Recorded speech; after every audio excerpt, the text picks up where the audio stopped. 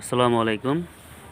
আমার ছাদ বাগানে লাউ ধরেছে একটা, মোটামুটি এটা খাওয়ার মতো হয়েছে। যেহেতু লাউটা টবে আছে এই জন্য খাবারটা কম পেয়েছে। আর বক ফুলের ফুল খাওয়ার পরে আমি যে স্টিগমা সে রেখে দিয়েছিলাম, এটা আশা করি বীজ হবে। টমেটো মোটামুটি পাকার সময় হয়েছে। লেটুস পাতা, যেটা শাক হিসেবে খাওয়া যায়, সালাদ হিসেবে খাওয়া যায়। পাতাকপি, যা শাক হিসেবে খাওয়া যায়। কালো মিষ্টি কুমড়া, এটা সাইজটা একটু ছোট হয়েছে। বেবি কর্ন মোটামুটি হারভেস্টের কাছাকাছি সময় হয়েছে। এটা আসলে অনেক পুষ্টিকর, বিটা ক্যারোটিন সমৃদ্ধ। এক ধরনের বিষ কচু, মরিচের চারা, এটা আস্তে আস্তে বড় হচ্ছে। আমরা জানি যে পুদিনা পাতা খুবই পুষ্টিকর।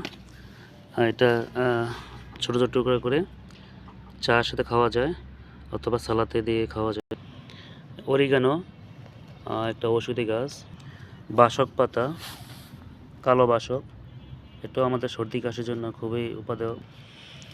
এখানে কয়েকটা ব্রকলির চারা বড় হচ্ছে। খাটো ছিম, সিমগুলো মোটামুটি পুষ্ট হওয়ার পথে। কালো মরিচ, এখান থেকে অনেক মরিচ খাওয়া হয়েছে, আবার পুনরায় আবার ফল আছে গাছে।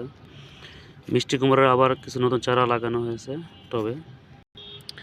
মূলা রোপণ করা হয়েছে যাতে করে বীজ হয়, সে কারণে।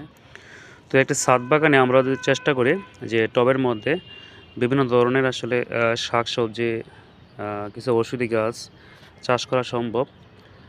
তো এতে আসলে আমাদের মানসিক তৃপ্তি, শারীরিক পরিশ্রম, কিছু ব্যায়াম হয়। সর্বোপরি আসলে আমাদের নিরাপদ খাদ্য উৎপাদন করা সম্ভব স্বল্প পরিসরে। যা যতটুকু জায়গা আছে, বারান্দায়, ছাদে অথবা কার্নিশে, আমরা চেষ্টা করতে পারি যে যতটুকু আসলে আমাদের দৈনিক খাদ্যের একটা অংশ যেন এখানে নিরাপদ পদ্ধতিতে উৎপাদন করা সম্ভব হয়। এতে করে খাদ্যের যে স্বয়ংসম্পূর্ণতা, খাদ্যের যে উৎপাদনের যে পরিমাণ, সেটা আমরা দেশের যে চাহিদা কিছুটা হলেও আমরা পূরণ করতে সম্ভব হব। সবাইকে ধন্যবাদ।